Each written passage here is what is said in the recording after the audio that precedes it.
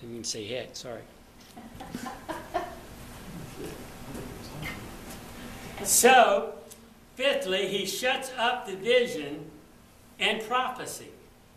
So in order to establish up a kingdom of righteousness, and that's where he's going. He is going to establish the kingdom forever without sin. Now that's his plan. He's got a plan how to establish that. I mean, and we see that even in the book of Revelation. And in this time period, as we see, we're going to see, in this time period, we're going to see the 1,000-year reign of Christ. We're going to see the 7.5 years of tribulation. And then we're going to see what is called the church age right here. And I think it's on your chart. But we're back here.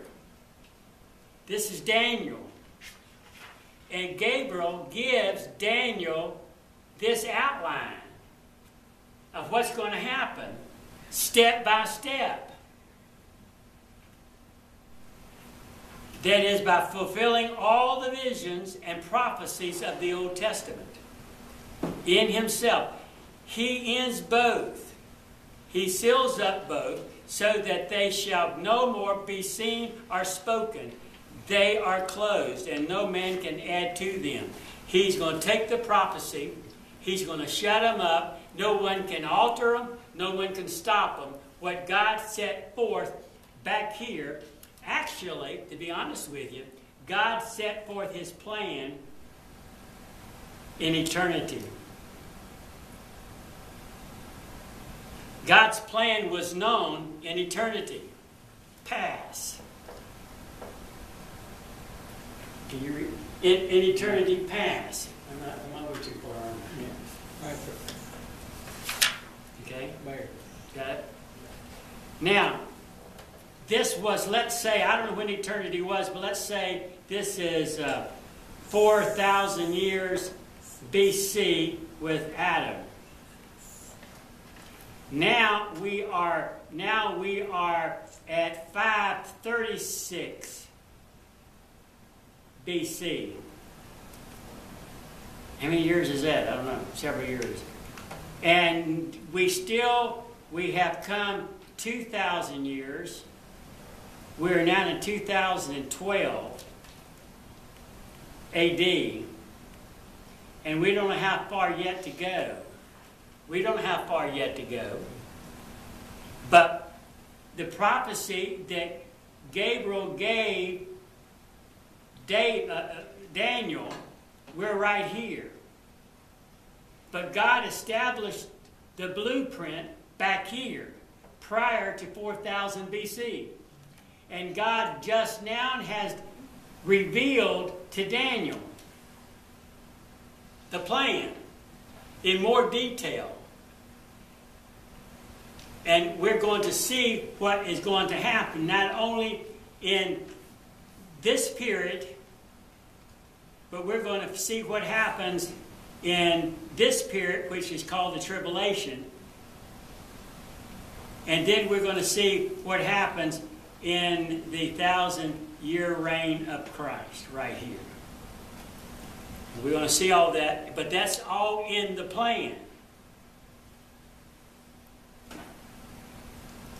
The essential point is this. It's fixed. It cannot be altered. God has not changed his plan.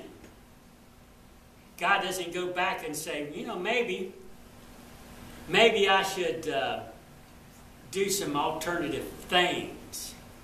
Maybe I shouldn't. Maybe I should do this or I should do that. But God sealed them, and he said, my plan is to establish righteousness forever without sin principle being involved in the atmosphere. And one way he does that is he shuts up Satan, and he gets rid of all the demons.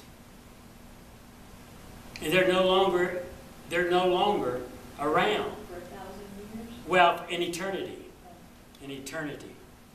It's in Romans chapter 11, verse 25, as well as 1 Corinthians 13, 8, 9. I got those in your notes, haven't I? Now, The reason for all this, the whole purpose of this, is to anoint the most holy. Is that in verse 24? To anoint the most holy. Is that in verse 24? Daniel, it's in Daniel in your notes. Together with Christ, the Holy of Holies is now His church. That church was anointed or dedicated when the Holy Ghost fell on Pentecost, as it were, to be with us, and it abides for us now. There is then going to be in this period, going to be a millennial temple that takes place at the tabernacle and so forth. And I want you to notice something as we go through this. Notice, if you will, Exodus chapter 40. Exodus chapter 40. Let's go back and look at that right. Look at that.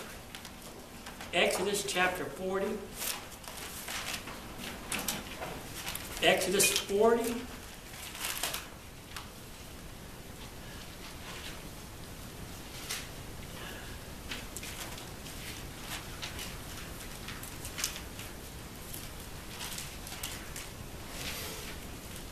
A little slow tonight.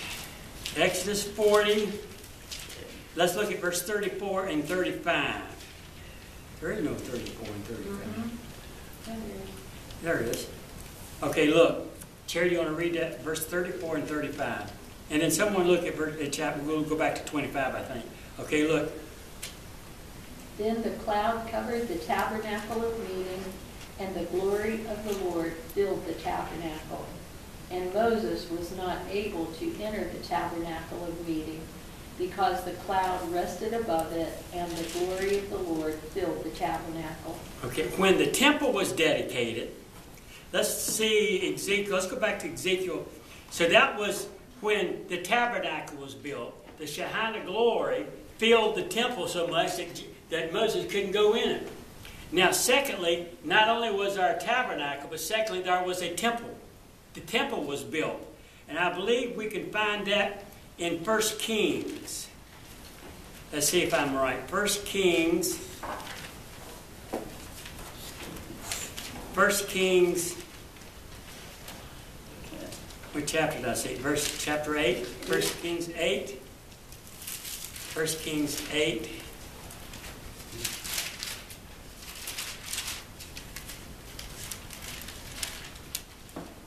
Richard, do you have that? 8, what's the verse? Let's read a couple verses. 10 and 11. 8, 10, and 11. Yeah. Okay. 8, 10, and 11? Yes. Okay.